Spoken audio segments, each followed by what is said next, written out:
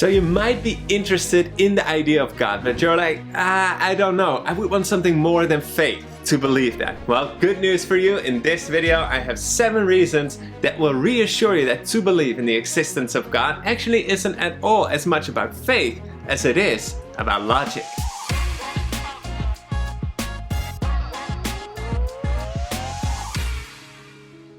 Hi friends, it's Melvin here. If you're new to the channel, what a great first video to watch. I'm happy that you're here. Let me know in the comments below where you are watching from. Now I know that the media and schools and society in general might have given you the impression that science and faith are opposites, as if science and the intellectuals of this world have disproven the existence of God. And if you do believe in the existence of God, it's like, it's nice that you found something that works for you. Dummy. But I'm gonna show you that a lot of these smart people that used to think like that, they've changed their mind as they considered the evidence. They realized that it actually takes a lot more faith to not believe in God than to believe in God, because science points to the Creator. Let's go. Number 1, God's existence cannot be disproven. Atheists claim that there is no God in existence, so it might come as a surprise to you that Richard Dawkins, one of the most prominent atheists today, still admits that we cannot, of course, disprove God. And the reason for that is simple. To prove that something exists, all you gotta do is find it. But to prove that something does not exist, rather than finding something, you need to not find anything. You need to eliminate every possibility for its existence. So to prove that God does not exist, you would need to look at every possible place where God could be and find that, well, He isn't. Have we done that? Well, we're still discovering new things on our own planet, let alone any other planet or any of the 200 billion stars in just our Milky Way galaxy, not even to mention that there's billions of other galaxies out there, and still that is not all. Because what if God can move? What about if you look for God in the living room, but He just went to the kitchen? You just missed Him.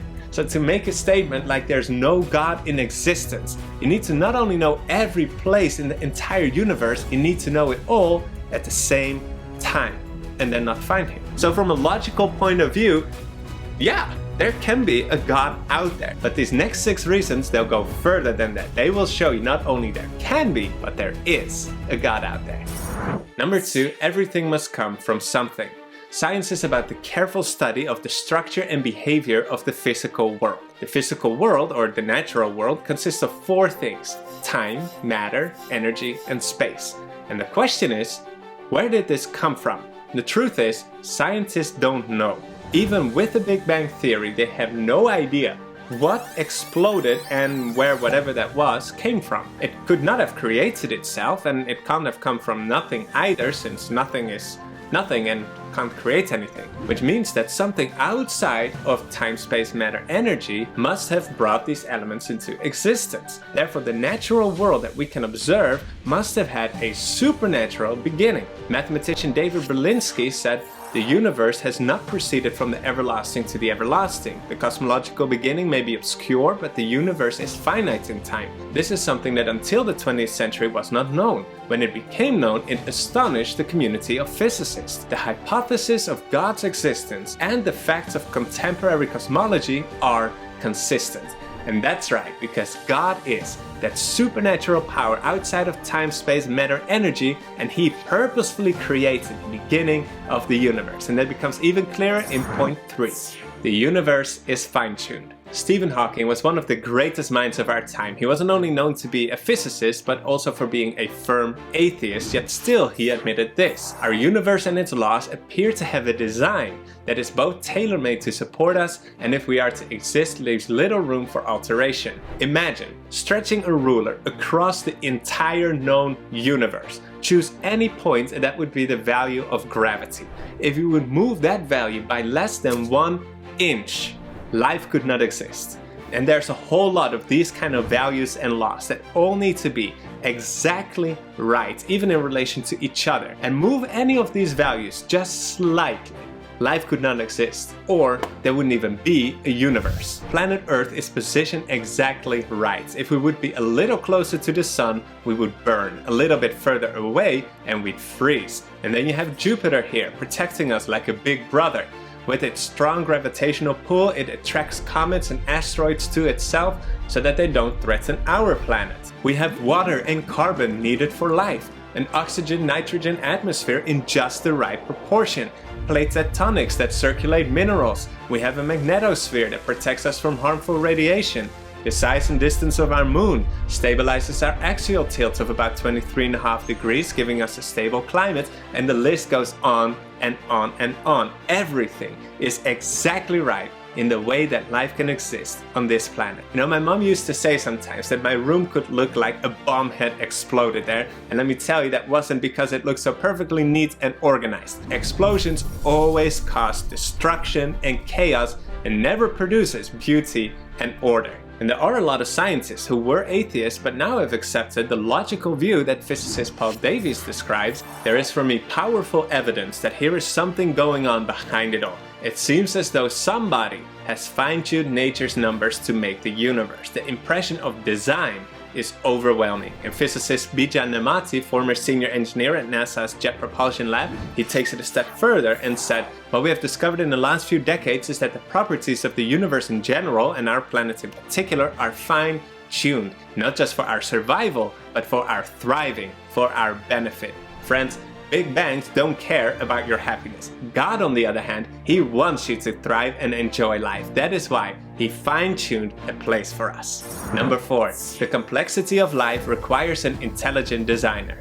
James Tour, one of the world's leading experts in the field of synthetic organic chemistry, he said, with all of origins of life research going on, the problem is becoming harder all the time, not easier. And the reason it becomes harder is because we understand more about the complexity of a cell. See, when Darwin proposed his theory for evolution, they looked at a cell and it didn't look too impressive, like a protoplasm blob.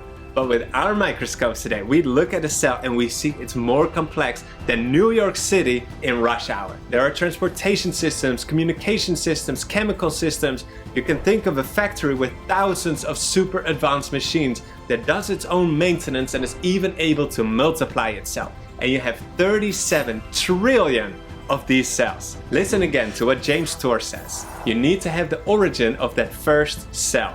How does that happen? We have no idea. Just wanting to make sure you got that. The science world has no explanation for how that first cell came into being. World-renowned professor Dean Kenyon, he came up with a theory for the origins of life, which the science world adapted, but then a student asked him the simple question of how the first proteins could be formed without any specific genetic instructions, and he began to doubt his own theory.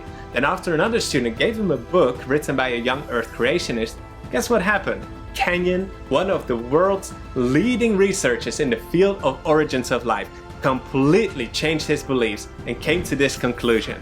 I believe that a scientifically sound creationist view of origins is not only possible, but it is to be preferred over the evolutionary one. Wow, have you ever heard that in school? This is so crucial because without the genetic instructions, nothing gets made. In the 1950s, James Watson and Francis Crick, they discovered that our DNA stores information in 4-character digital codes. And these specific codes, they provide the instructions that are needed to build proteins out of the 20 different kinds of amino acids. It says what is needed, when, in what order, and all this genetic information is what makes you you. It has the code for the color of your eyes, your hair, your skin, your height, your facial features, and much more. If you would stretch out the DNA from a single cell, it would be almost 2 meters long. If you would take the DNA from every cell in your body and stretch it out, it would be enough to span our entire solar system 14 times. And get this, 1 gram of DNA can hold up to 700 terabytes of data, which is enough for 358 hours of watching our videos, which would take you 40 years to watch. And you have 50 grams of DNA. So where did all this information come from? Chance? If I would tell you that I would hide a single atom anywhere in the Milky Way galaxy, I would blindfold you and you would get 1 chance to pick the right one. How do you like those odds? You feeling lucky? Or would you say that is impossible? Well, your odds would be better than for mutations to form new DNA code, new information that could add new function to a protein. They don't write about that in your school books, do they? This is the concept that the theory of evolution is built on, that through mutations, new information and new functions would be added to organisms. PhD molecular biologist Douglas Axe, who did all these calculations, also found that even if you give this process billions of years, it would still be as impossible. And there are more factors that I haven't even mentioned yet that would dial that impossibility meter up even more, but I think you get the point. So what does all this tell us? That the information needed to be there and in the right order from the very start. Famous British mathematician and astronomer Sir Fred Hoyle said, "The likelihood of the formation of life from inanimate matter is 1 to a number with 40,000 noughts after it. It is big enough to bury Darwin and the whole theory of evolution. There was no primeval soup, neither on this planet nor any other, and if the beginnings of life were not random, they must therefore have been the product of purposeful intelligence." If I would show you a book or a piece of advanced computer code or ancient hieroglyphs or a drone show spelling out the words Happy New Year in lights, if I would tell you that this came about by chance, you'd ask me if I'm doing okay. You'd be concerned for my well-being. Because when we see signs of intelligence, we know that an intelligent mind thought of it, arranged it, and designed it. Professor in philosophy Anthony Flew, he described himself as the world's most notorious atheist, but he too changed his beliefs when he was faced with the complexity of life. The most impressive arguments for God's existence are those that are supported by recent scientific discoveries. The more science discovers, the more complex we see that everything is. All that information organized and functioning, working in detailed harmony, it proves all the more the need for an intelligent designer. Number 5. Morality points to a moral lawgiver. The atheist Richard Taylor said, "To say that something is wrong because it is forbidden by God is perfectly understandable to anyone who believes in a law-giving God. But to say that something is wrong even though no God exists to forbid it is not understandable. The concept of moral obligation is unintelligible apart from the idea of God."